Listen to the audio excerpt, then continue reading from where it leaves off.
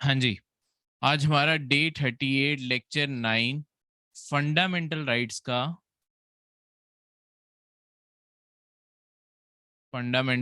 हम टॉपिक कर रहे थे। उसका लेक्चर थर्ड लेक्चर चल रहा था। पिछले में हमने थर्ड लेक्चर का पार्ट 1 किया था। आज हम उसका पार्ट 2 कर रहे हैं, यानी कि लेक्चर 9 का पार्ट 2 कर रहे हैं। ठीक है, लेक्चर 9 दो हिस्सों में डे 38 को आपके पार्ट 2।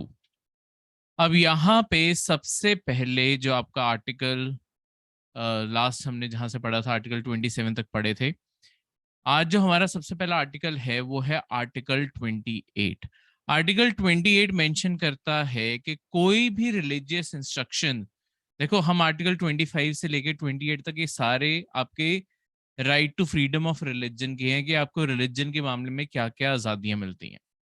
आर्टिकल 28 जो आपके कॉन्स्टिट्यूशन में दिया हुआ है, ये आर्टिकल है रिलीजियस इंस्ट्रक्शंस के बारे कि आपके जो एजुकेशनल इंस्टीट्यूशंस हैं उनके अंदर क्या रिलीजन बारे पढ़ाया जा सकता है या नहीं पढ़ाया जा सकता। देखो सबसे पहले और जो मेन लाइन है, कोई भी रिलीजियस इंस्ट्रक्शन उस इंस्टीट्यूशन में नहीं दी जा सकती जो स्टेट की तरफ से फंडेड हो। जिसे स्टेट की तरफ से फंडिंग मिल रही हो, जैसे जितने भी सरकारी स्कूल हो गए, कॉलेजेस हो गए, इसके अलावा कोई और भी अगर इंस्टीट्यूशन है जो सरकार से पैसे ले रहा है, वहां पे आपकी रिलीजन की पहली बात तो एजुकेशन नहीं दी जा सकती जो 100% सरकार ही चला रही है।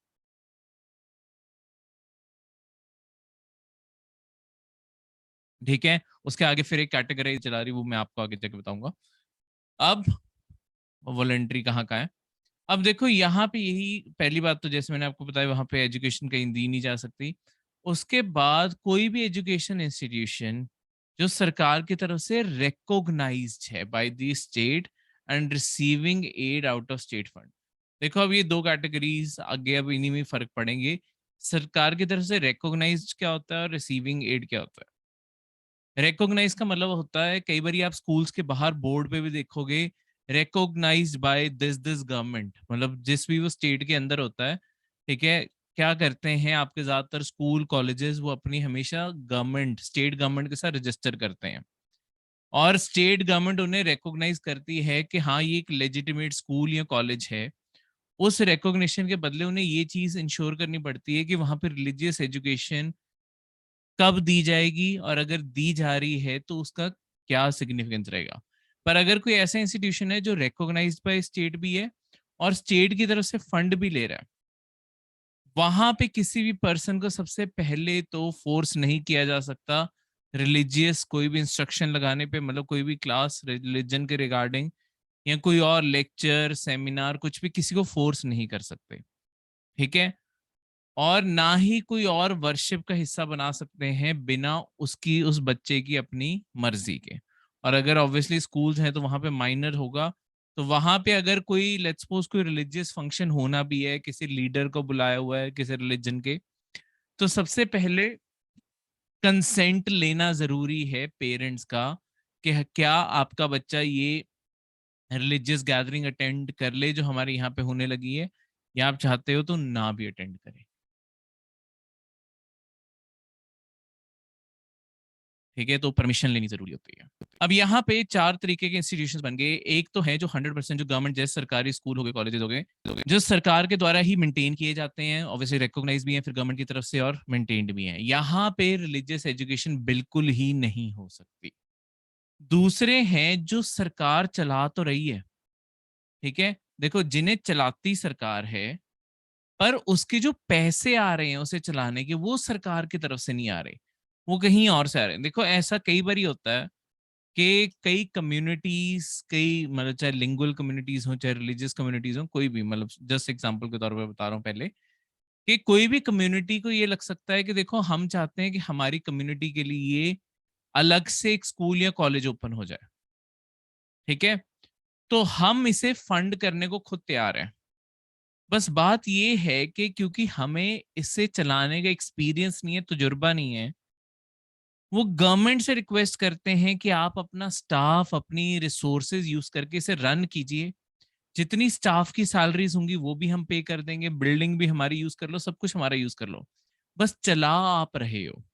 तो यानी कि सरकार चला रही है, पर ऑब्वियसली क्योंकि सरकार की अपनी जेब से पैसे नहीं लग रहे, तो जिसके पैसे लगते हैं ना वही डिसाइड करता है वहां पे एजुकेशन कैसे होगी। तो वहां पे परमिटेड है, क्योंकि सरकार सिर्फ चलाने में मदद कर रही है, उसका इंडाउमेंट या उसकी जो ट्रस्ट, जो पैसा आ रहा है वो कहीं और से आ रहा है। उसके बाद ऐसे इंस्टीट्यूशन जो रिकॉग्नाइज्ड हैं बस स्टेट की तरफ से, वहां पे रिलीजियस एजुकेशन हमेशा वॉलंटरी होगी, वो लेना चाहे बच्चा या नहीं लेना चाहे उसके, वो खुद या उसके पेरेंट्स डिसाइड करें।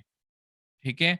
और लास्ट में institution receiving aid from the state, जो स्टेट से पैसे ले रहे हैं वहां पे भी वॉलंटरी, मतलब उन्हें स्टेट चला नहीं रही, वो स्टेट से पैसे ले रहे हैं, वहां पे भी परमिशन तरफ से रिकॉग्नाइज है और सरकार से एड ले रहा है, वहां पे कभी भी किसी को फोर्स नहीं कर सकते, वॉलंटरी ही रहेगा। इन दोनों वर्ड्स का ये मतलब है, इन दोनों लाइनों का ये मतलब है, वॉलंटरी उनसे पूछना पड़ेगा कि वो कर सकते हैं नहीं। जो सरकार, अब इन चारों कैटेगरीज को याद रखना, कभी पेपर में अपने आप में क्वेश्चन आ सकता है। ठीक है। कि जो तो इंस्टीट्यूशन सरकार की तरफ से 100% एडमिनिस्ट्रेड भी हैं और फंडेड भी हैं, वहां पे तो बिल्कुल बैंड है रिलीजियस एजुकेशन। जिन्हें सरकार चला रही है पर पैसे कोई और दे रहा है, वहां पे अलाउड है। ठीक है। और अगर एक और फिफ्थ कैटेगरी मैंने बनानी हो, जो सरकार चला भी नहीं रही है और जो जिसके पैसे भी सरकार नहीं भर रही है, ऑब्वियसली वहां पे भी परमिटेड ही होगा। इसका क्या मतलब है? मतलब जिसके पैसे भी सरकार नहीं भर रही है और चला भी सरकार नहीं रही है, वहां पे भी परमिटेड होगा। कई आपके इंडिया में रिलीजियस इंस्टीट्यूशंस जैसे मदरसाज हो गए, वहां पे अलाउड है, वो रिलीजियस एजुकेशन इम्पार्ट कर रहे हैं। ठीक है। तो वो कर सकते हैं, उन्हें अलाउड है, क्योंकि ना उनकी फंडिंग सरकार दे रही है, ठीक है, ना उन्हें चला सरकार रही है, वहां पे तो कुछ भी मतलब सरकार का कोई रोल ही नहीं है ना, तो वहां पे भी तो ऑब्वियसली परमिटेड ही होता है। मतलब ये चार कैटेगरीज गवर्नमेंट से जुड़ी हुई हमने बनाई है। ठीक है। तो इस तरीके से अब अगले जो दो आर्टिकल्स हैं, देखो फंडामेंटल राइट का अगला हिस्सा, वो है कल्चरल एंड एजुकेशनल राइट्स। ये हैं आपके आर्टिकल 29 एंड 30। ये दो आर्टिकल्स हैं, आर्टिकल 29 और आर्टिकल 30। सबसे पहले आर्टिकल 29 क्या बात करता है? देखो, आर्टिकल 29 बेसिकली है तो protection of interest of minorities के बारे, पर ये आर्टिकल आर्टिकल 29 और 30 में थोड़ा सा आपस में, और आर्टिकल 30 में क्या फर्क है, एक जनरल चीज बता दूं। Article 30 actually purely minority communities के लिए, जो माइनॉरिटी कम्युनिटी के लोग हैं सिर्फ उनके लिए ही है आर्टिकल 30। ठीक है। माइनॉरिटी क्या होती है? देखो, माइनॉरिटी दो तरीके से रिकॉग्नाइज होती है, या तो आप रिलीजियस माइनॉरिटी हो सकते हो, या आप लिंगुअल लैंग्वेज के तौर पे माइनॉरिटी हो सकते हो। ये दो तरीके से ही आप माइनॉरिटी एक्चुअली हो सकते हो। ठीक है। तो यहाँ पे माइनॉरिटी ये दोनों रिकॉग्नाइज है। माइनॉरिटी के मतलब ये रिलीजियस और लिंगुअल प्योरली जो माइनॉरिटीज हैं वो आर्टिकल 30 में ही है। 29 में भी यही रिलीजन और लैंग्वेज के ही राइट्स दिए हैं, और वर्ड जो यहाँ पे भी यूज किया है वो माइनॉरिटी ही यूज किया है, पर ये ओनली माइनॉरिटी नहीं है, ये ओनली माइनॉरिटी है।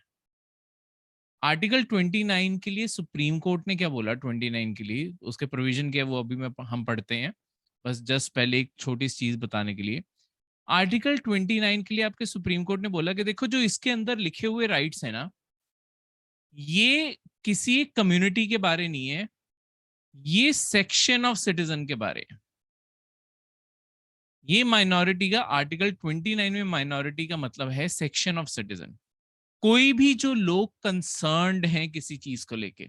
अब यहाँ पे ये लोग मेजॉरिटी कम्युनिटी से भी हो सकते हैं, जैसे रिलीजन में बात करें, इंडिया में मेजॉरिटी हिंदू कम्युनिटी को माना जाता है। आर्टिकल 29 बात करता है कि देखो, मतलब एक जनरल उसमें बताता हूँ कि अगर कोई भी ग्रुप इंडिया के अंदर, मतलब माइनॉरिटी ग्रुप रेफर कर लो, तो कोई भी सेक्शन ऑफ सिटीजन ऐसी चीजों को प्रिजर्व करने के लिए वो कर सकते हैं। तो ऑब्वियसली मेजॉरिटी लोगों का भी तो कोई ना कोई कल्चर, कोई ना कोई रिलीजन, हर चीज एग्जिस्ट करती है, उनका स्क्रिप्ट एग्जिस्ट करता है, इस कारण उन्हें भी प्रिजर्व करने का राइट है। दूसरा कि आपके किसी भी एजुकेशनल इंस्टीट्यूशन में किसी की एडमिशन इन ग्राउंड्स पे रिजेक्ट नहीं होगी, मतलब जो सरकार से फंडिंग ले रहे हैं वो इंस्टीट्यूशंस में इस ग्राउंड पे एडमिशन रिजेक्ट नहीं हो सकती कि वो जो पर्सन है वो किसी स्पेसिफिक रिलीजन, रेस, कास्ट या आपकी लैंग्वेज बोलता है। ठीक है, मतलब ऐसा नहीं है कि लेट्स सपोज तुम तमिलनाडु शिफ्ट हो गए और तुम्हारी वहां पे एडमिशन सिर्फ इसलिए रिजेक्ट हो रही है क्योंकि तुम्हें तमिल नहीं आती, तुम हिंदी बोलते हो, वो नहीं रिजेक्ट हो सकती, क्योंकि आर्टिकल 29 में ये तुम्हारे पास फंडामेंटल राइट है। ये तुम्हारा सेम तमिलियन पर्सन के पास भी है। अगर एक Tamilian person let's suppose Uttarakhand shift हो जाता है, बिहार शिफ्ट हो जाता है, ठीक है, हिंदी स्पीकिंग बेल्ट की बात कर रहा हूँ, तो वहां शिफ्ट हुए, वहां पे उसकी एडमिशन इसलिए नहीं कैंसिल की जा सकती कि उसे हिंदी नहीं आती। ठीक है, तो मतलब उन इंस्टीट्यूशंस में जो सरकार के द्वारा फंडेड है, कम से कम वहां तो ये चीज के बेसिस पे रिजेक्शन नहीं हो सकती। तो इन दोनों में अगर कभी फर्क आ जाए आर्टिकल 29 और 30 में, ये चीज याद रखना। 29 में जो माइनॉरिटी का मतलब है वो कोई भी सेक्शन ऑफ सिटीजन है, वो मेजोरिटी कम्युनिटी के भी हो सकते हैं, माइनॉरिटी के भी हो सकते हैं।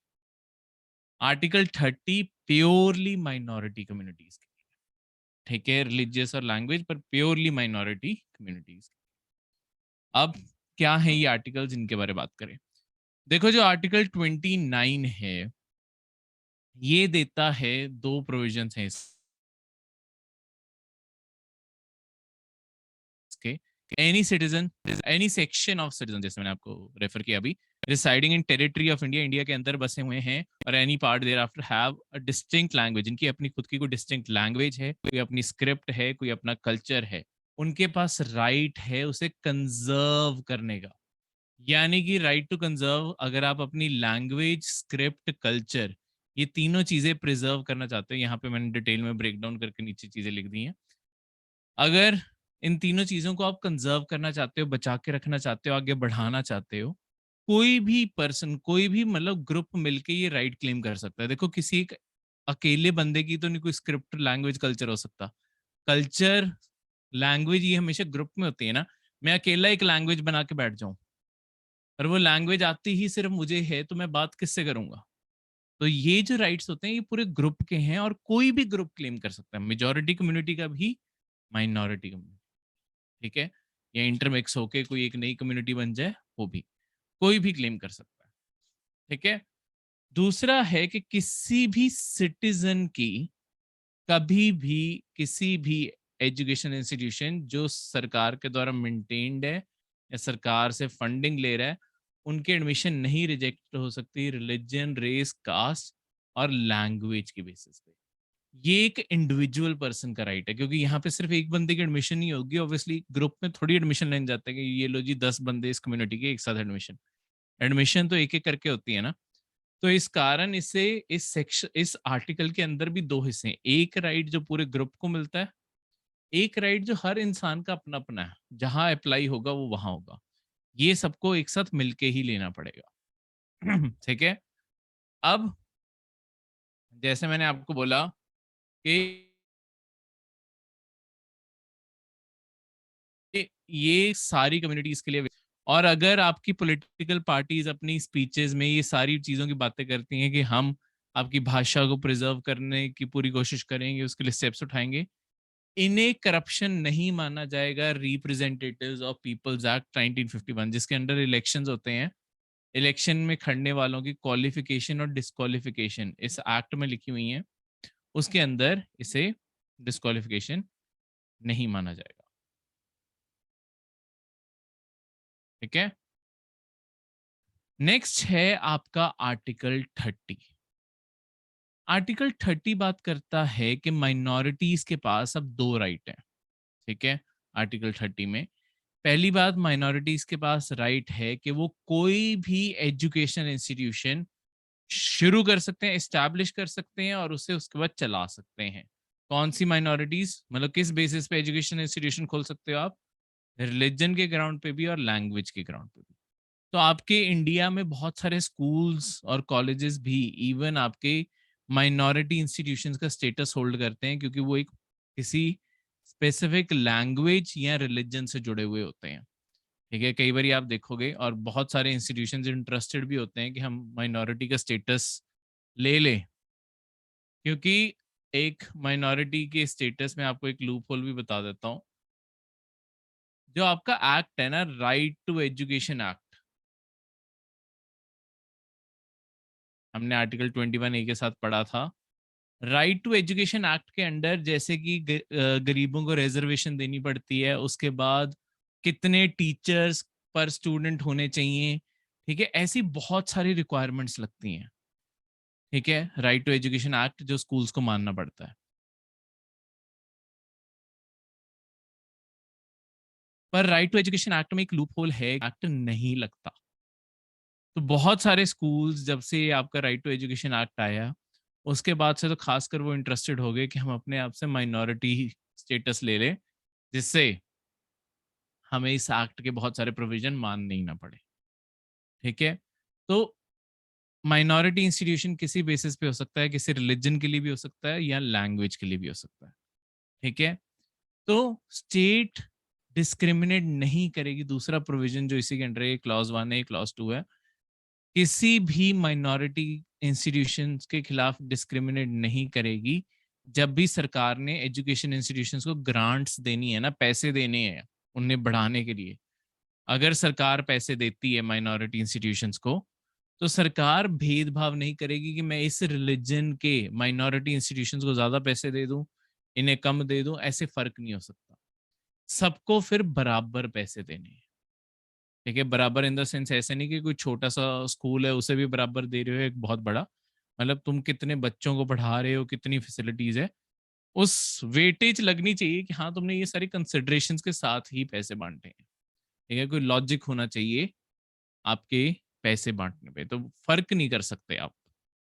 ठीक है, ऑब्वियसली ऐसी चीजों में इन चीजों को फर्क नहीं बोला जाता कि जहाँ पे बच्चे, ऐसा थोड़ी है कि मैं एक छोटे से कमरे के अंदर स्कूल खोल के बैठ गया हूँ और एक कोई और बहुत बड़ा स्कूल है, मैं कहूँ कि जी इस पूरे स्कूल को लेट्स सपोज 50 करोड़ की ग्रांट दे रहे हो, मुझे भी 50 करोड़ दो। कहेंगे तुम्हारे कमरे में अंदर क्या कहते हैं 10 लोग नहीं आ रहे हैं और तुम्हें 50 करोड़ क्यों चाहिए, उनकी तो रिक्वायरमेंट है उतनी। ठीक है, तो ये डिस्क्रिमिनेशन नहीं होती होती, ये फैसिलिटी के ऊपर डिपेंड करता है, पर दूसरे सेंस में इस तरीके से। नेक्स्ट है आर्टिकल, मतलब सॉरी इसी के अंदर नेक्स्ट जो आर्टिकल 30 के अंदर जो अगली प्रोविजन है, ये जैसे मैंने आपको बताया, ये सिर्फ माइनॉरिटीज के लिए, कुछ सेक्शन ऑफ सिटीजन के लिए अप्लाई नहीं होता। ठीक है, ये आर्टिकल बेसिकली इसलिए बनाया गया है कि जो इंडिया के अंदर माइनॉरिटीज हैं, उन्हें हम ये राइट दे सकें कि वो अपने बच्चों को अपनी खुद की एजुकेशन, अगर मतलब अपनी खुद की लैंग्वेज में एजुकेशन देना चाहे ना, वो कोई ना कोई खुद के इंस्टीट्यूशन ये सब कुछ ओपन करके दे पाए। ठीक है, सिर्फ इसलिए कि फैसिलिटीज अवेलेबल नहीं है, हम माइनॉरिटी लैंग्वेजेस को या माइनॉरिटी रिलीजन्स को खत्म, एक्सटिंक्ट होने पे वो नहीं कर सकते। अगर वो अपना प्रिजर्व करना चाहते हैं और उसके लिए वो अपने एजुकेशन इंस्टीट्यूशंस खोलना चाहते हैं, वो खोल सकते हैं। ठीक है, तो हमारे कॉन्स्टिट्यूशन में माइनॉरिटी टर्म अपने आप में डिफाइंड नहीं है, ये सुप्रीम कोर्ट की अपनी जजमेंट से ही लॉन्ग टर्म में डिफाइन की गई है कि कौन कौन माइनॉरिटीज होंगे। जैसे मैंने आपको बताया, रिलीजन में हिंदूज को छोड़ के बाकी सारे, और लैंग्वेज में हिंदी को छोड़ के बाकी सारी लैंग्वेजेस। ब्रॉड क्राइटेरिया इंडिया में यही है। इसके अलावा अब लॉन्ग टर्म में जो सुप्रीम कोर्ट की जो लेटेस्ट जजमेंट्स हैं, ठीक है, उनके अकॉर्डिंग बताऊं, एक 2022 की जजमेंट ही है कि आगे चल के सुप्रीम कोर्ट इस तरीके से प्रोविजन बनाने के लिए गवर्नमेंट को कह रहा है कि इंस्टेड कि हम ये देखेंगे पूरे इंडिया के बेसिस पे कौन सी लैंग्वेज या कौन से रिलीजन आपके माइनॉरिटी हैं, हम स्टेट वाइज देखें। ठीक है, जैसे अगर मैं कहूं कि जैसे अभी मैंने बोला कि हिंदूज मेजॉरिटी हैं, पर वहीं पे जब मैं जम्मू एंड कश्मीर देखता हूँ वहां पे हिंदू रिलीजन माइनॉरिटी है, पंजाब देखता हूँ हिंदू रिलीजन माइनॉरिटी है।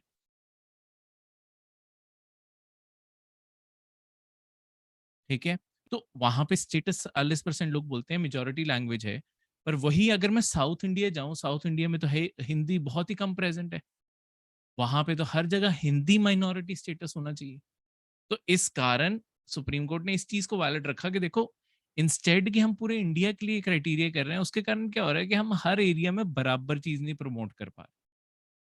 तो हम स्टेट वाइज जाए इन चीजों के ऊपर, वहां पे ज्यादा बेटर फिर चीजें कंजर्व हो पाएंगी। ठीक है, ये आपके सुप्रीम कोर्ट का कहना है। लेटेस्ट जजमेंट यही है, 2022 की लेटेस्ट है। ठीक है, तो सबसे लेटेस्ट जजमेंट अर्ली 2022 की है मेरे ख्याल से। मतलब जजमेंट यही थी। ठीक है, और उसका रैशनल क्या था उसके पीछे, वो भी मैंने आपको बता दिया। इसके अलावा देखो, स्टेट जब भी अगर किसी माइनॉरिटी इंस्टीट्यूशन, किसी एजुकेशन इंस्टीट्यूशन की प्रॉपर्टी सरकार लेती है, उसके कारण ऐसा नहीं होना चाहिए कि उनसे उनका ये अधिकार छीन जाए। इसका क्या मतलब है? देखो, ये कोई स्कूल था, सरकार ये सारी प्रॉपर्टी एक्वायर करने लगी, और उसके अंदर ऑब्वियसली ये जो माइनॉरिटी इंस्टीट्यूशन जहां पे ओपन हुआ है, सरकार को ये प्रॉपर्टी भी चाहिए। तो सरकार क्या होता है, देखो, सरकार से तुम बहस नहीं कर सकते कि मैं नहीं दूंगा। ठीक है, ऑब्वियसली केस फाइल कर सकते हैं, सब कुछ होता है, पर अल्टीमेटली देनी ही पड़ती है अगर सरकार ने उस प्रॉपर्टी को वो लेना चाहते हैं। बस बात इस चीज पे आके अड़ती होती है कि कितने पैसे में लेना है, एक्विजिशन की कॉस्ट क्या है। ठीक है, तो ये जो आपकी एक्विजिशन की कॉस्ट है, लेट्स सपोज सरकार पैसा जो पे भी कर रही है, उससे ऐसा नहीं होना चाहिए। मतलब आर्टिकल सुप्रीम कोर्ट ने ये बोला, सॉरी सुप्रीम कोर्ट ने, आपके कॉन्स्टिट्यूशन में लिखा हुआ है आर्टिकल 30 में, कि जब भी सरकार ऐसे लैंड एक्वायर कर रही है और उसमें माइनॉरिटी इंस्टीट्यूशन का भी लैंड एक्वायर हो गया, उसके कारण ऐसा नहीं होना चाहिए कि उनके पास इतना कम पैसा बचे कि वो कहीं और पे अपना एजुकेशन इंस्टीट्यूशन खोल ही ना पाए, या बहुत ही छोटा हो जाए उससे। तो उनका आर्टिकल 30 के अंदर राइट नहीं वायलेट होना चाहिए। ये जब आपका राइट टू प्रॉपर्टी कॉन्स्टिट्यूशन से डिलीट मारा गया था, उस फंडामेंटल राइट से, तब ये प्रोविजन इंसर्ट कर दिया गया था इस आर्टिकल में, 44th कॉन्स्टिट्यूशनल अमेंडमेंट 1978, जब आपका राइट टू प्रॉपर्टी भी डिलीट मारा गया। ठीक है, तो इस तरीके से क्लियर है। नेक्स्ट है आर्टिकल 30 का एक सुप्रीम कोर्ट की जजमेंट के बारे के माइनॉरिटी इंस्टीट्यूशंस को क्या रिस्ट्रिक्शंस फेस करनी पड़ेंगी। ये आपकी कोर्ट की ऑब्जर्वेशन थी, मलंकारा सीरियन कैथोलिक कॉलेज 2007 की रूलिंग है ये। इसके अंदर उन्होंने ये बोला, सुप्रीम कोर्ट ने ये बोला कि आर्टिकल 30 में जो ये राइट हैं, ये सिर्फ इसलिए दिए जा रहे हैं कि माइनॉरिटीज को इक्वालिटी दी जा सके। कहीं से भी आर्टिकल 30 को कोई ये एज्यूम नहीं करेगा कि माइनॉरिटीज को कोई एडवांटेज दिया जा रहा है। एडवांटेज कोई नहीं दिया जा रहा, वो एक डिसएडवांटेज पोजीशन में जो ओरिजिनली थे, उन्हें बस बराबर लाने की कोशिश कर रही है। ठीक है, जैसे मैंने अब आपको बोला कि अगर ये प्रोविजन बन जाता है, तो साउथ इंडिया में लेट्स सपोज कोई हिंदी मीडियम के स्कूल्स ओपन करता है, तो उसे अपने माइनॉरिटी स्टेटस लेने का अधिकार होगा। ठीक है, पर वो वहां पे इस चीज के एजुकेशन नहीं तो इम्पार्ट कर रहा है, तो वो ठीक कर रहा है, तो उसे सिर्फ इसलिए बेनिफिट मिलेगा आर्टिकल 30 में ताकि बराबर हो सके हिंदी बाकियों की। उसे ये नहीं है कि हिंदी को बढ़ाने के लिए ये किया जा रहा है। ठीक है, सेम चीज बाकी रिलीजन्स और लैंग्वेज के लिए भी। नेक्स्ट, जनरल लॉ ऑफ जो लैंड है, वो एप्लीकेबल है सारे माइनॉरिटी इंस्टीट्यूशन। इसका क्या मतलब है कि जो बाकी कानून है, देखो ऐसा नहीं है कि माइनॉरिटी इंस्टीट्यूशन फिर अपनी मनमर्जी करेंगे आर्टिकल 30 में। जो आम कानून है, आम कानून सारे अप्लाई होंगे उनके ऊपर। सिर्फ कुछ स्पेशल प्रोविजंस अपनी लैंग्वेज और अपने रिलीजन को प्रमोट करने के लिए, बाकी जो भी कानून बन रहे हैं वो सबके लिए बराबर है। ठीक है, तो जितने भी आज तक कानून बने हुए हैं, कोई भी प्रोविजन बना हुआ है लॉ में, चाहे वो आईपीसी में हो, कुछ भी हो, सब कुछ लगेगा। नेक्स्ट है right to establish and administer education institution is not absolute. ये कोई एब्सोल्यूट राइट नहीं है। सरकार मना कर सकती है या कोई रेगुलेशन लगा सकती है कि अगर आपने एजुकेशन इंस्टीट्यूशन ओपन करना है, आपको कम से कम मिनिमम रिक्वायरमेंट्स इतनी पूरी करनी ही पड़ेंगी। ठीक है, इतना स्टाफ रखना ही पड़ेगा, इतना वो सब कुछ। तो रिस्ट्रिक्शंस रेगुलेशंस लग सकती हैं। ये एब्सोल्यूट राइट नहीं है आर्टिकल 30 में दिया हुआ, ये क्वालिफाइड है, इसके ऊपर रिस्ट्रिक्शंस लगाई जा सकती हैं आपकी सरकार के द्वारा कि कौन कर सकता है, कहाँ तक कर सकता है, वो सब कुछ। नेक्स्ट 3 टाइप के आपके माइनॉरिटी इंस्टीट्यूशंस फिर हो सकते हैं। एक है जो recognised and aided by the state हैं, और दूसरे जो रिकॉग्नाइज्ड हैं पर एडेड नहीं है। चाहे कोई रिकॉग्नाइज्ड है और एडेड बाय द स्टेट हो, या सिर्फ रिकॉग्नाइज है एडेड नहीं है, इनके ऊपर कोई ना कोई रेगुलेशन लग सकती है। देखो अगर क्योंकि सरकार ही रिकॉग्नाइज और पैसे भी दे रही है तो सरकार ऑब्वियसली रेगुलेशन करेगी, पर रिकॉग्नाइज अकेला करने के लिए भी तो कोई ना कोई रेगुलेशन होंगी। ऐसे माइनॉरिटी इंस्टीट्यूशन जो रिकॉग्नाइज नहीं है और ना ही सरकार से पैसे ले रहे हैं, वो अपने मुताबिक जैसे मर्जी एजुकेशन पार्ट कर लें, बस उनके ऊपर जनरल लॉज अप्लाई होंगे और कुछ नहीं। ठीक है, देखो जैसे ज्यादातर इंडिया में मदरसा रजिस्टर्ड नहीं है, वो इसीलिए नहीं है क्योंकि फिर सरकार की रूल और रेगुलेशन नहीं लगते उनके ऊपर। ठीक है, मतलब करवाने को करवा सकते हो आप, मदरसा भी रजिस्टर्ड, मदरसा एक्ट भी एग्जिस्ट करता है, फिर उसके अंडर जो प्रोविजंस हैं वो लागू हो जाते हैं। पर इंडिया की जो लेटेस्ट रिपोर्ट्स की बात कर रहा हूँ मैं, अपनी तरफ से कुछ नहीं बना के बोलता। ठीक है, ज्यादातर मदरसाज इंडिया में रजिस्टर्ड नहीं है, और उनका जो प्राइमरी कंसर्न है कि सरकार कोई ऐसा कानून बना के उनकी कम्युनिटी को हैम्पर ना कर दे, इस कारण वो रजिस्टर ही नहीं करते। पर इसके कारण प्रॉब्लम क्या आ रही है, वहां पे ये भी रिपोर्ट्स ने पॉइंट आउट किया है कि मदरसाज में क्वालिटी एजुकेशन नहीं मिलती, और क्वालिटी के स्टैंडर्ड्स इंश्योर करने का कोई तरीका भी नहीं है क्योंकि सरकार की वो रिकॉग्निशन भी नहीं आना चाहते। तो इस कारण ये अपने आप में एक और प्रॉब्लम बनी हुई है। नेक्स्ट आर्टिकल 32 की बात करते हैं। आर्टिकल 31 जो है वो आपके डीपीएसपी के साथ आएगा, वहां पे पढ़ेंगे क्योंकि वो कंपैरिजन का आर्टिकल है। ठीक है, ओरिजिनली वहां पे राइट टू प्रॉपर्टी था, वो डिलीट मार दिया गया। अब जो नए वहां पे कुछ राइट्स हैं वो डीपीएसपी से जुड़े हुए हैं, तो वहां पे पढ़ेंगे। आर्टिकल 32 बात करता है रिट जुरिस्डिक्शन की। अब ये रिट क्या होता है, देखो आर्टिकल 32 को ना heart and soul of the heart and soul of the constitution भी बोला जाता है, और ये आपके मैग्ना कार्टा है। मैग्ना कार्टा वर्ड का मतलब होता है जो बहुत इंपॉर्टेंट हो। मैग्ना कार्टा है पार्ट 3 ऑफ द कॉन्स्टिट्यूशन का, फंडामेंटल राइट्स के पार्ट का सबसे इंपॉर्टेंट आर्टिकल आर्टिकल 32 है। क्यों? क्योंकि फंडामेंटल राइट्स अपने आप में एक तरह से गारंटी है कि सरकार आपको क्या देगी और सरकार आपकी पर्सनल लाइफ में कहां दखल नहीं देगी। दोनों चीजों की गारंटी यहीं से है। पर अगर सरकार मना कर दे, मुकर जाए, कहां जाओगे? सरकार ने अगर मना कर दिया तो फिर कहां जाओगे?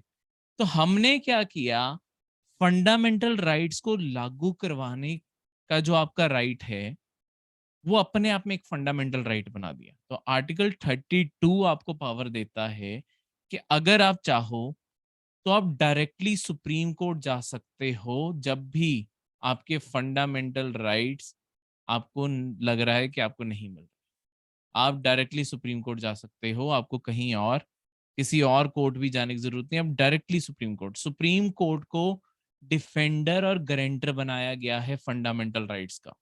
ये सुप्रीम कोर्ट की ओरिजिनल पावर है। ठीक है, गारंटी और डिफेंडर सुप्रीम कोर्ट है कि आप सबको फंडामेंटल राइट्स इंक्लूडिंग मुझे भी फंडामेंटल राइट्स मिलने ही चाहिए। ठीक है, ये सुप्रीम कोर्ट गारंटी देता है, और ये कॉन्स्टिट्यूशन में उसे इस रोल पे जो रखा गया है वो आर्टिकल 32 के द्वारा रखा गया है। ठीक है, पर ऐसा नहीं है कि तुम और किसी कोर्ट नहीं जा सकते इन्फोर्स करवाने के लिए। देखो तुम बाकी डिस्ट्रिक्ट कोर्ट नहीं सॉरी, तुम हाई कोर्ट भी जा सकते हो फंडामेंटल राइट्स बनवाने के लिए। पर हाई कोर्ट जब आप जाते हो वो आर्टिकल 226 के अंडर जाते हो। 226 पार्ट 3 का पार्ट नहीं है।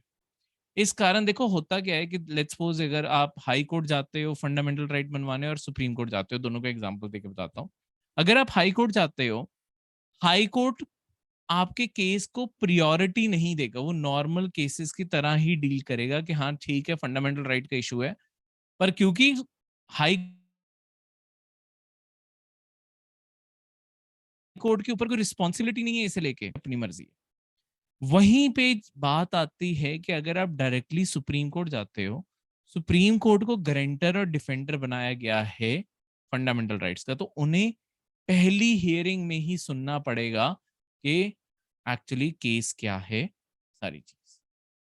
ठीक है, तो ये एक्सक्लूसिव पावर नहीं है सुप्रीम कोर्ट की। तुम, और एक्सक्लूसिव का मतलब होता है जिन मामलों में सिर्फ तुम सुप्रीम कोर्ट ही जाओगे उन्हें कहते हैं वो एक्सक्लूसिव है। क्योंकि हाई कोर्ट भी जा सकते हो तो ये एक्सक्लूसिव नहीं है, पर ओरिजिनल जरूर है। ओरिजिनल का मतलब है जहां पे तुम डायरेक्टली जिस कोर्ट में जाते हो वो उस कोर्ट की ओरिजिनल पावर होती है। जैसे मैरिजेस के केस, डाइवोर्स के केस, फैमिली प्रॉपर्टी के केस, जो सिविल केस होते हैं ना, उसकी जो ओरिजिनल जुरिस्डिक्शन है वो हाई कोर्ट के पास है। अगर दो स्टेट्स में आपस झगड़ा हो जाए या स्टेट और सेंटर में आपस में झगड़ा हो जाए, ओरिजिनल जुरिस्डिक्शन सुप्रीम कोर्ट के पास है। जो कोर्ट के पास आप सबसे पहले जाओगे उसे कहते हैं कि ये इनकी ओरिजिनल जुरिस्डिक्शन है। ठीक है, जिनके पास आप डायरेक्टली जा सकते हो, मतलब सिविल केसेस में आप ऑब्वियसली डिस्ट्रिक्ट कोर्ट भी जा सकते हो और वहीं पे आप हाई कोर्ट भी जा सकते हो। ठीक है, तो इस तरीके से। ठीक है, अब नेक्स्ट, पार्लियामेंट के पास इस आर्टिकल में पार्लियामेंट को भी पावर दी गई है। पार्लियामेंट किसी और कोर्ट को भी ये पावर दे सकती है कि वो फंडामेंटल राइट इन्फोर्स करवा सके। ठीक है, यानी कि आर्टिकल 32 बाकी कोर्ट्स तक भी एक्सटेंड किया जा सकता है। वो किया नहीं गया अभी तक, ठीक है, पर पार्लियामेंट कर सकती है। अगर पार्लियामेंट कल कह दे कि आर्टिकल 32 लागू करवाने के लिए आपको सुप्रीम कोर्ट की जगह आप हाई कोर्ट भी जा सकते हो, तो फिर आप आर्टिकल 32 के अंडर हाई कोर्ट भी जा पाओगे। पर अभी तक पार्लियामेंट ने अलाउ नहीं किया है। पार्लियामेंट सिर्फ, मतलब जो प्रेजेंट जो कॉन्स्टिट्यूशन के अंदर चीज लिखी है बस वही एग्जिस्ट करती है, वो है आपके सुप्रीम कोर्ट की। ठीक है, नेक्स्ट है the rights guaranteed by this article shall not be suspended except otherwise provided by the constitution. Article 32 में जितने भी हक दिए गए हैं ये सस्पेंड नहीं किए जाते अनटिल अनलेस जैसे कॉन्स्टिट्यूशन में लिखा है वैसे किए जा रहे हैं। देखो वो कब होता है, जब आपकी इमरजेंसी लगती है 352, जब आपकी नेशनल इमरजेंसी लगती है ना। मैंने आपको पहले बताया है नेशनल इमरजेंसी में फंडामेंटल राइट्स आर्टिकल 20 और 22 को छोड़ के, वो उस दिन सॉरी मैंने गलती से मिस कर दिया था, 20 और 22 को छोड़ के बाकी सारे फंडामेंटल राइट्स सस्पेंड किए जा सकते हैं। सिर्फ 20 और 22 नहीं सस्पेंड किया जा सकता, 21 और 22 सॉरी। ठीक है, अ, उन्हें नहीं सस्पेंड किया जा सकता, बाकी सबको सस्पेंड किया जा सकता है। आर्टिकल 19 तो साथ के साथ ही सस्पेंड हो जाता है। ये जो चीज है सस्पेंड होने का मतलब ये नहीं है कि जैसे मैंने उस दिन भी बताया था कि आपको फंडामेंटल राइट नहीं मिलते। फंडामेंटल राइट हैं आपके पास, पर अगर स्टेट वायलेट कर दे तो जो आपके पास नॉर्मल डेज में हक है कि आप सुप्रीम कोर्ट चले जाओगे, ये नहीं मिलेगा। यानी कि एक्चुअली आर्टिकल 32 अपने आप ऑफ हो जाता है जैसे ही नेशनल इमरजेंसी लगती है, एनफोर्समेंट बंद हो जाती है। ठीक है, तो इस लाइन का यही मतलब, ठीक है, कि आप लागू करवाने के लिए कहीं नहीं जा सकते। अब क्या क्या रिट मिलती हैं, क्या क्या आप चैलेंज कर सकते हो आर्टिकल 32 के अंडर, वो सारी चीजें बढ़ती हैं। सबसे पहले है हेबियस कॉर्पस। हेबियस कॉर्पस ये सारे लैटिन वर्ड्स हैं। हेबियस कॉर्पस का मतलब होता है to have the body of, ठीक है, to have the body of. अब हेबियस कॉर्पस का मतलब to have the body of का मतलब क्या होता है? देखो, अगर आपको पता है कि किसी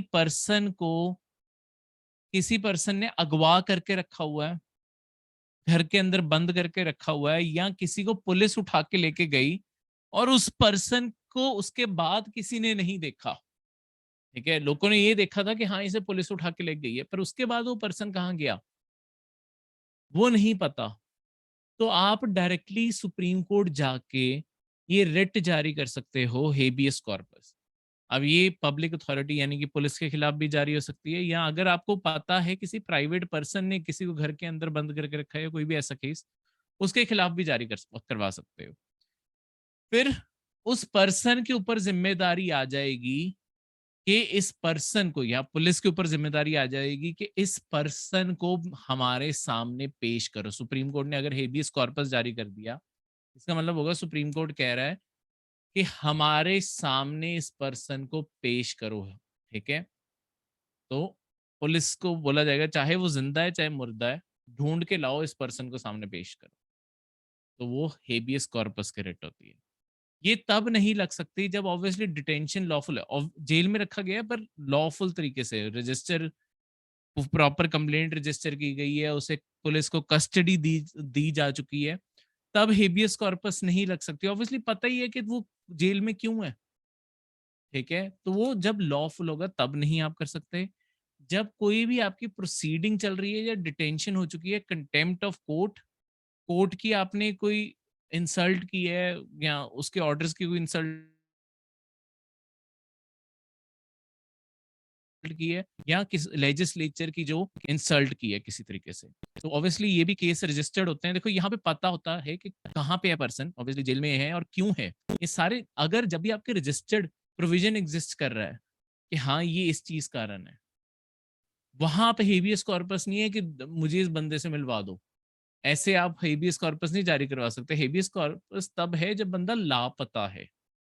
ठीक है, और तुम लास्ट टाइम तुम्हें ये है कि किसी बंदे ने, या तो पुलिस ने गायब कर दिया, या किसी पर्सन के साथ लास्ट टाइम देखा गया था और उस पर्सन पे ही शक है कि इसी ने कहीं बंद करके रखा है, ठीक है, या मार डाला है, तो उस पर्सन के ऊपर होता है हेबियस कॉर्पस।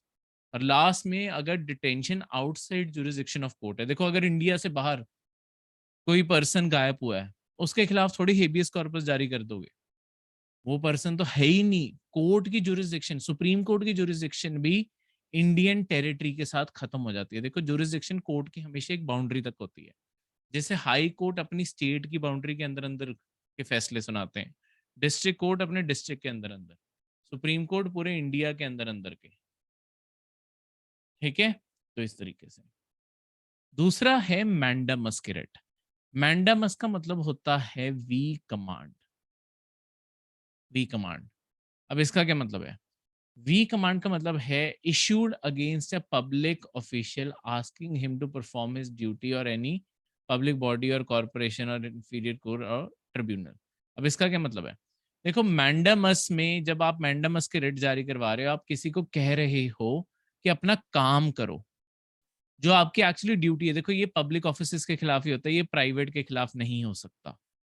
ये पब्लिक के खिलाफ होता है, पब्लिक ऑफिस में, कि लेट्स सपोज आपको पता है कि एक पुलिस इंस्पेक्टर था किसी इलाके में।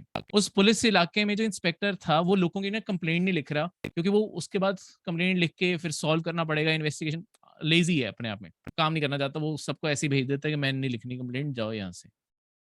तो आप सुप्रीम कोर्ट डायरेक्टली जा सकते हो और उसके खिलाफ ऑर्डर जारी करवा सकते हो कि वो कमांड करते हैं कि ये कंप्लेंट लिखी जाए। अगर वो फिर रिफ्यूज करेगा, ऑब्वियसली उसे कंटेम्प्ट ऑफ कोर्ट माना जाएगा, तो लिखना ही लिखना पड़ेगा। ऐसे और भी कोई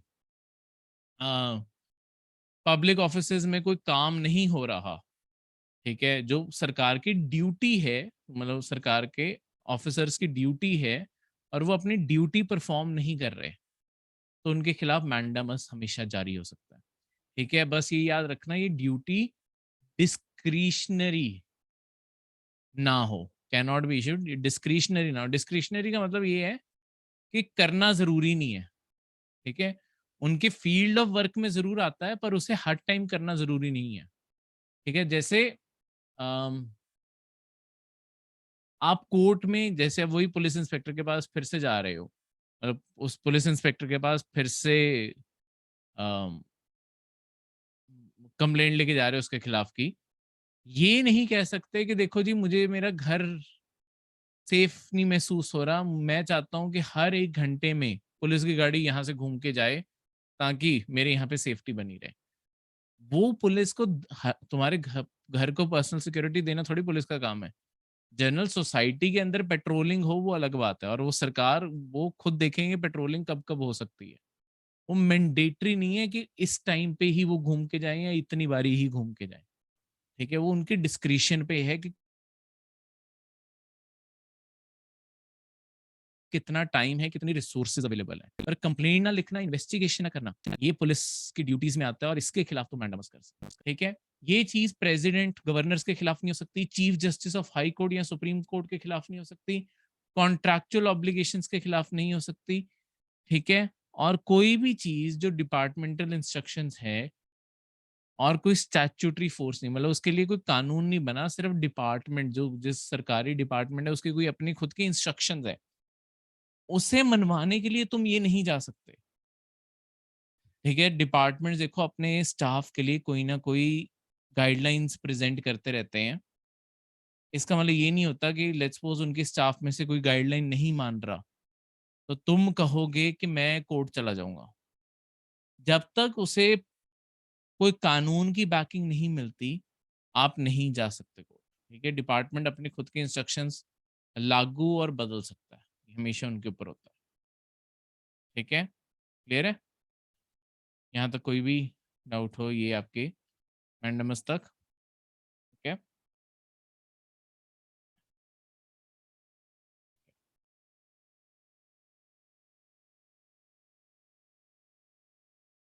अब इससे आगे जो आपके अगले रेट्स हैं वो है प्रोहिबिशन और सर्टियोररी।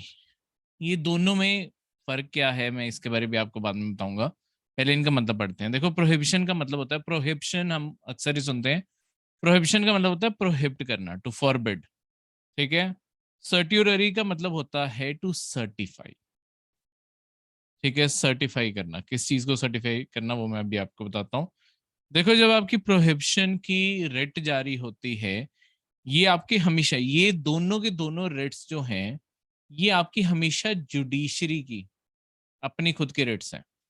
तो ये जुडिशरी के अंदर अंदर ही जारी होती हैं, यानी कि जो हायर जुडिशरी है, ठीक है, हमने एनसीईआरटी पॉलिटी के टाइम भी पढ़ा था कि जो हायर जुडिशरी है, जैसे सुप्रीम कोर्ट है, वो हाई कोर्ट, डिस्ट्रिक्ट कोर्ट, जो भी मतलब उसके नीचे जुडिशरी है, उन सबको ये रिट जारी कर सकते हैं दोनों में से। ठीक है, वहीं पे हाई कोर्ट नीचे जो उसके है, डिस्ट्रिक्ट कोर्ट, सेशन कोर्ट, उन सबको जारी कर सकता है, पर हाई कोर्ट सुप्रीम कोर्ट को नहीं जारी कर सकता। ठीक है, ये नीचे लोअर जुडिशरी को हमेशा होती है हायर जुडिशरी की तरफ से, ये दोनों। ठीक है, हायर जुडिशरी से लोअर जुडिशरी को ये दोनों के दोनों होते हैं। किस चीज के रिगार्डिंग? देखो, प्रोहिबिशन का मतलब होता है ये दोनों रिट तब जारी होती हैं जब कोई भी कोर्ट, मैंने अभी आपको बताया, हर कोर्ट की अपनी खुद की ज्यूरिसडिक्शन होती है। ज्यूरिसडिक्शन दो टाइप की होती है। सबसे पहले ज्यूरिसडिक्शन है कि उसकी अपनी, वो किस ज्योग्राफी के अंदर के केस डील कर सकता है। ठीक है, जैसे मैंने आपको बताया कि जो एक डिस्ट्रिक्ट कोर्ट है वो उसी डिस्ट्रिक्ट के अंदर के केसेस ही सुनेगा, उससे बाहर के केसेस वो नहीं सुन सकता। वहीं पे जो दूसरी ज्यूरिसडिक्शन है, वो कौन से कितनी पनिशमेंट दे सकता है, लॉ की कितनी पावर है, वो हमेशा यहां तक होता है। ठीक है, देखो जैसे आपके जो सेशन कोर्ट्स हैं, उनके पास किसी पर्सन को फांसी देने की सजा नहीं होती। फांसी हमेशा कंफर्म करवानी पड़ती है, मतलब वो खुद नहीं फांसी दे सकते, फांसी हमेशा कंफर्म करवानी पड़ती है हाई कोर्ट से। ठीक है, वो नहीं दे पाते। ठीक है, मतलब डिस्ट्रिक्ट लेवल पे ये पावर नहीं है, फांसी देने की पावर हमेशा हाई कोर्ट से कंफर्म होती है। तो ये जो चीजें हैं, अगर कोई कोर्ट लेट्स सपोज अपनी पावर को एक्सीड करने की कोशिश करता है, लेट्स सपोज एक डिस्ट्रिक्ट कोर्ट था, ठीक है, ये डिस्ट्रिक्ट ए है, पर ये केस सुनने बैठ गया बी डिस्ट्रिक्ट का, तो अब ये अपने आप में वायलेशन है, क्योंकि बी डिस्ट्रिक्ट के अंदर का जो कोर्ट है वहां जाना चाहिए था लोगों को। किसी ने यहाँ केस फाइल किया और ये सुनने भी लग गया। तो ऐसे किसी, और मतलब ये डिस्ट्रिक्ट कोर्ट से जैसे आप इस स्टेट के हाई कोर्ट के पास जाओगे और वहां जाके प्रोहिबिशन या सर्ट्यूररी में से कोई भी एक रिट जारी करवा लोगे। प्रोहिबिशन का मतलब होगा, प्रोहिबिशन की रिट जारी होती है तो वो जो ए, यहाँ पे जो हाई कोर्ट है, इसे ऑर्डर जारी कर देंगे कि रुक जाओ, तुम जो काम कर रहे हो या जो तुम ऑर्डर देने वाले हो मत देना, बस जो काम कर रहे हो रुक जाओ। इस केस में मतलब ऐसा नहीं कि सारा काम ही बंद कर दो, ये केस में जितना भी काम हुआ है बस अब रोक दो, अब और काम नहीं करना, हम आपको अब इसके बाद बताएंगे कि क्या करना है। बस रुक जाओ, अब कोई कोई सुनवाई कुछ नहीं होगा, तो वो प्रोहिबिट के ऑर्डर के, बस रुक जाओ, तुम गलत कर रहे हो, तुम अपने जुरिस्डिक्शन से बाहर काम कर रहे हो, रुक जाओ। ठीक है। सर्ट्यूररी में क्या होता है कि यहाँ पे सबसे पहले यही सेम केस मान लो, पर यहाँ पे अब जो रिट जारी होगी उसमें आपका हाई कोर्ट ऑर्डर देगा कि रुक जाओ, और उसके बाद करेक्टिव ऑर्डर भी देगा कि ये केस तुम्हारा नहीं है, ये केस ट्रांसफर करो बी को। ठीक है, या ये केस मेरे पास ही ट्रांसफर कर दो, मैं खुद देख लूंगा। हाई कोर्ट के पास तो पूरी स्टेट की जुरिस्डिक्शन है ना, तो हाई कोर्ट अपने आप में खुद देख लेगा। तो यहाँ पे क्या है कि पहले रोका गया और उसके बाद उसे सही कैसे करना है वो भी कर दिया गया। प्रोहिबिशन में सिर्फ रोका जाता है और बोला जाता है बस अब आगे जब तक कोई ऑर्डर नहीं आता हमारी तरफ से बस रुके रहो, बताएंगे क्या करना है। यहाँ पे रोका भी जाता है, पर उसी ऑर्डर के अंदर ये भी बताया जाता है कि सही कैसे करना है। ठीक है, तो ये सारी चीजें यहाँ पे, ये आपकी दो रिट्स हैं जो जुडिशरी के रिगार्डिंग है, अपने में प्रिवेंटिव प्रिवेंटिव और क्यूरेटिव। एक और चीज का आपको पेपर में हमेशा क्वेश्चन आ सकता होता है इन तीन रिट्स में कंपेयर करने के लिए मैंडामस, प्रोहिबिशन और सर्ट्यूररी।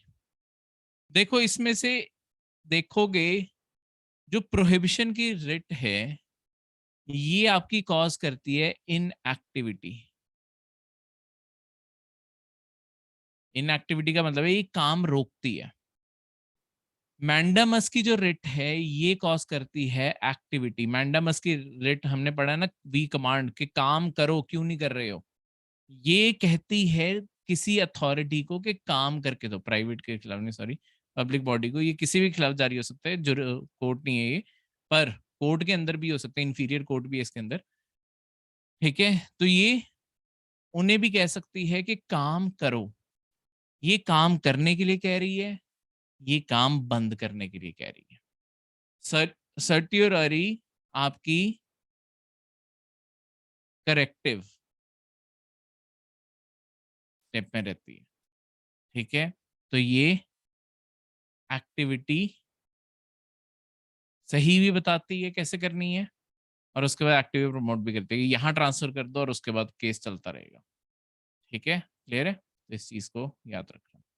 ठीक है, तो ये कंपैरिजन इनमें भी होता है, मैंडामस प्रोहिबिशन में, प्रोहिबिशन सर्ट्यूररी में। तो ये सारे के सारे आपने फर्क याद रखने हैं, ये बारीक बारीक फर्क, ये अपने आप में स्टेटमेंट्स बन जाती हैं ये, इसलिए मैंने यहाँ पे पढ़ाई है। ठीक है, अब इससे आगे जो अगली रिट है वो है कुओ वरंटो। कुओ वरंटो का मतलब होता है बाय व्हाट अथॉरिटी। ठीक है, किस अथॉरिटी के साथ आप ये चीजें कर रहे हो। देखो कुओ वरंटो जो है अपने आप में, ये जो रिट है इसका मतलब होता है ये ना किसी पब्लिक ऑफिस के खिलाफ जारी होती है। इसका मतलब है कि देखो लेट्स सपोज अगर कोई पर्सन किसी पब्लिक ऑफिस में आके बैठ गया है, उस पर कब्जा करके बैठ गया है, अब उस पर्सन को ऑफिस से हटाया कैसे जाए, ये रिट उस चीज के बारे है। तो ये बेसिकली आपके किसी भी पब्लिक ऑफिस के खिलाफ जारी हो सकती है। फिर उस पब्लिक ऑफिसर से पूछा जाता है आप किस अथॉरिटी से इस ऑफिस के अंदर बैठे हो। लेट्स सपोज आपको पता चलता है कि एक कोई एसडीएम का ऑफिस था, उस एसडीएम के ऑफिस में एक बंदा बिना सिविल सर्विसेज का एग्जाम क्लियर किए, एक बंदे ने देखा बस ऑफिस खाली पड़ा है। देखो कई बार आपके फ्रॉड आईएएस आईपीएस भी बन जाते होते हैं, बस ऐसे ही जाके जिन्हें कहीं पे पोस्ट खाली मिली थी, पहले तो कॉन्फिडेंस ही कितना चाहिए, जाके बस चार्ज संभाल लेते हैं। सैलरी तो मिलती नहीं है सरकार से, ऑब्वियसली सरकार तो जो रजिस्टर्ड लोग हैं उन्हीं सैलरी भेजती है, पर वही करप्शन से घर चल रहा है। ठीक है, वहीं से पैसा आ जाता है, बस ऑफिस में बैठे हैं, साइन करी जा रहे हैं, सब कुछ ऑर्डर करी जा रहे हैं। तो ये जो आपके एसडीएम ऑफिस है, ऐसे जाके कई बार अगर कोई बैठ गया, ठीक है, लेट्स सपोज कोई एक फेक आईएएस बन के यहाँ पे बैठ गया, आपको शक हो गया इस पर्सन पे, आप कोर्ट जा सकते हो, कोर्ट के उससे ऑर्डर जारी करवा सकते हो कि सर ये पर्सन से पूछो ये किस अथॉरिटी से बैठा है। तो कोर्ट ऑर्डर जारी करेगा कि कुओ वारंटो, आप बताओ किस अथॉरिटी से इस ऑफिस को संभाल रहे हो, कोई आपके पास लेटर है, कुछ है, आप कब लगे थे, सारे सबूत पेश करो। ऑब्वियसली उस अगर पर्सन ने एग्जाम क्लियर ही नहीं किया, उसके पास कोई अपॉइंटमेंट लेटर ही नहीं है, ठीक है, उसके बाद यहाँ पे कोई पोस्टिंग की लेटर नहीं है, तो वो किसी अथॉरिटी से इस ऑफिस को चला ही नहीं रहा। ऐसे लोग पकड़े जा सकते हैं, आप हमेशा चैलेंज कर सकते हैं। ये क्वो वारंटो की रिट मिनिस्ट्रल ऑफिस, मिनिस्टर, किसी को आप ये नहीं चैलेंज कर सकते कि तुम मिनिस्टर कैसे बन गए, ठीक है। प्रॉपर प्रोसेस से ही मिनिस्टर बना जाता है, ऐसे रैंडम कोई मिनिस्टर नहीं बन सकता। तो मिनिस्टर ऑफिस के खिलाफ ये रिट नहीं जारी होती है। ऐसा नहीं हो सकता तुम प्राइवेट ऑफिस में बोलो कि तुम किस अथॉरिटी से इस ऑफिस में बैठे हो। प्राइवेट जो ऑर्गेनाइजेशंस हैं वो खुद देखेंगी कि उनके ऑफिस में कौन क्या बैठा हुआ है, ठीक है। ये रिट इंटरेस्टेड पर्सन के द्वारा भी, जो खुद उस चीज से परेशानी में है उस पर्सन के द्वारा भी, या सॉरी जो खुद एग्रीव्ड पर्सन है, जो खुद परेशानी में भी है, या कोई और भी इंटरेस्टेड है कि ये बंदा यहाँ क्यों है, उस पर्सन के द्वारा भी जारी की जा सकती है। मतलब वो कोर्ट जा सकता है इसके खिलाफ, ठीक है। अब आर्टिकल 32 अपने आप में, जैसे मैंने आपको बताया, very soul and heart of the constitution है। फंडामेंटल राइट अपने आप, फंडामेंटल राइट्स को हासिल करना अपने आप में एक फंडामेंटल राइट है। तो यही सारी चीजें मैंने यहाँ पे लिख दी है। अब देखो कुछ मेंस की चीजें पढ़ते हैं। आज हमारे ऑब्वियसली लेक्चर ज्यादा लंबा ना हो जाए, ठीक है। तो एक ब्रॉड ओवरव्यू में आपको दे रहा हूँ। ये सारे लेक्चर के साथ जो ये नोट्स हैं ये आपने स्टडी कर लेने हैं। इसके बाद आपका मेंस का वैसे भी टेस्ट भी है कल, ठीक है। तो आप वहाँ पे सारी की सारी चीज़ें पढ़ पाओगे कि मतलब वहाँ प्रॉपर टेस्ट अटेम्प्ट करना है। फिर हम उसके बाद डिस्कशन करेंगे। मीन्स का आपका टेस्ट है इसके बाद, इन टॉपिक्स के बाद। तो पहले प्री का टेस्ट है, फिर मेंस का टेस्ट है, ये दोनों टेस्ट हैं। तो characteristics of fundamental right, fundamental rights की करेक्टरिस्टिक्स हैं, बहुत ही डिटेल्ड और कंप्रेसिव चीज़ हैं, ठीक है। एक फंडामेंटल राइट की हमेशा बेसिक इंट्रोडक्शन लिखो जो उस टॉपिक से जुड़ी हो। जैसे मैंने यहाँ पे एक हिंट के लिए लिखा है, अगर कभी पेपर में आ जाए यार फंडामेंटल राइट्स एब्सोल्यूट, देखो कभी भी एक वन साइडेड आंसर नहीं देना होता। पहले इंट्रोडक्शन में ऐसी एक लाइन मैंने आपको सबसे पहले लेक्चर में ये चीज बताई थी कि फंडामेंटल राइट्स अपने आप में बैलेंस करें। तो ये ऐसी चीजों को मेंशन करो यहाँ पे, ठीक है। तो अब जब ये बैलेंस क्रिएट करना है तो कई चीजों को अगर फिर मतलब यहाँ से आप हमेशा क्या कर सकते हो, बैलेंस क्रिएट करने की कोशिश करते हैं। कंक्लूजन में आप लिख सकते हो। अब देखो हमेशा इंट्रोडक्शन और कंक्लूजन एक दूसरे से किस तरीके से कनेक्ट करनी चाहिए। अब कैसे कनेक्ट करेंगे, देखो इंट्रोडक्शन सिर्फ ये एक लाइन नहीं होनी चाहिए, तभी मैंने आखिर में डॉट डॉट लिखा है। और भी लाइनें फंडामेंटल राइट्स के बारे कुछ और चीजें लिख सकते हो। मतलब ऐसी एक लाइन जरूर लिखना कि वो बैलेंस क्रिएट कर रहा है राइट ऑफ एन इंडिविजुअल और राइट ऑफ ए सोसाइटी के बारे में। अब देखो एक अच्छा जो सबसे बेस्ट आंसर होता है ना, उसमें इंट्रोडक्शन और कंक्लूजन ये भी आपस में जुड़ती होती है। अगर एग्जामिनर बीच का ना भी कंटेंट पढ़े ना, उसे इन दोनों में पता लग जाना चाहिए कि हाँ बंदे ने आंसर पूरा लिखा है। कैसे, मैंने अगर मैंने यहाँ पे बात की है कि राइट ऑफ इंडिविजुअल और सोसाइटी का एक बैलेंस है फंडामेंटल राइट, उसके बाद मैंने एब्सोल्यूट कहाँ कहाँ है फंडामेंटल राइट्स और नॉट एब्सोल्यूट कहाँ कहाँ है वो सब कुछ लिख दिया। लास्ट में जाते हुए मैं ये चीजों को लिखूंगा कि देखो, क्योंकि एक सोसाइटी में रहते हुए हर इंडिविजुअल के राइट्स पे कोई ना कोई रिस्ट्रिक्शंस होनी चाहिए। इसलिए हमारे खुद के फंडामेंटल राइट्स के चैप्टर में कुछ चीज़ों के ऊपर रिस्ट्रिक्शन लगाई हुई हैं। और जो आर्टिकल 19 के टाइम हमने कुछ रिस्ट्रिक्शंस पढ़ी थी, बिना आर्टिकल 19 को मेंशन किए उसमें से कुछ एग्जांपल लिख दूंगा, जैसे security and integrity of India, ठीक है, रिलेशन विद फॉरेन स्टेट, फिर पब्लिक ऑर्डर, मोरालिटी, ऐसी सारी चीज़ों के ऊपर रिस्ट्रिक्शंस होनी चाहिए। ये मैं कंक्लूजन में लिख दूंगा। मुझे रिस्ट्रिक्शंस बीच में लिखने की जरूरत नहीं, क्योंकि क्वेश्चन में कहीं पूछा नहीं गया रिस्ट्रिक्शंस क्या है। अल्टीमेटली फिर दिखाना है कि फंडामेंटल राइट्स एक इंडिविजुअल के लिए हैं, पर बिकॉज हम एक सोसाइटी में रहते हैं हमें कुछ रेगुलेशंस में रहना जरूरी है। इसीलिए फंडामेंटल राइट्स के अंदर भी रिस्ट्रिक्शंस मेंशन्ड है, जैसे फॉर एग्जांपल दिस, ठीक है। थोड़ी सी वहां पे लिख के बस फिर एक लास्ट में और लाइन लिख के बस कंक्लूजन खत्म कर दूंगा। मेरी इंट्रोडक्शन में जो मैंने चीज शुरू की थी, मैंने कंक्लूजन में उस चीज को सपोर्ट करके कैसी कैसी रिस्ट्रिक्शंस हैं और क्यों रिस्ट्रिक्शंस हैं उससे खत्म कर दिया। हमेशा कोशिश करना ये इंट्रोडक्शन और कंक्लूजन को कनेक्ट करो। बीच के पॉइंट्स की हमेशा हेडिंग्स लिखो। हेडिंग्स को आगे एक्सप्लेन करो, ठीक है, जैसे मैंने यहाँ नीचे एक्सप्लेन कर दिया है, ठीक है। और कभी भी एक साइडेड आंसर ना दो। Are fundamental rights absolute. Introduction में यस हाँ ऐसे लिख के मत शुरू करना। तुम्हारे आंसर में यस नो जैसी कोई चीज नहीं होनी चाहिए। तुम्हारे आंसर हर टाइम बहुत न्यूट्रल रहने चाहिए। न्यूट्रल आंसर, हर मतलब दोनों साइड के परस्पेक्टिव तुमने दिखाने हैं, ठीक है, कि ऐसा नहीं है कि सारे ही क्वालिफाइड हैं, कुछ एब्सोल्यूट भी हैं, वो भी लिखो आप, ठीक है, और दूसरी साइड पे कहाँ एब्सोल्यूट नहीं है वो भी आप लिखो। उसके बाद आप अपना कंक्लूजन लिखो। बस इस तरीके से आप जस्टिफाई करो हमेशा आंसर्स को, ये हमेशा तरीका होता है आंसर राइटिंग का, ठीक है। इसके बाद जब आप आंसर लिखोगे, चेक करवाओगे, फिर आपकी जो इंडिविजुअल गलतियां होंगी उनके थ्रू मैं आपको बताऊंगा कहाँ कहाँ इम्प्रूव कर सकते हैं, ठीक है। तो ये सारे नोट्स मैं साथ में इस लेक्चर के आपको दे देता हूँ, ठीक है। बस इन सबको पढ़ के फिर एक बार इस सारे चैप्टर को, बुक को, नोट्स को, सब कुछ पढ़ के टेस्ट दे दो यहाँ तक, और कल आपका टेस्ट होगा, फिर हम आगे पढ़ सकते हैं।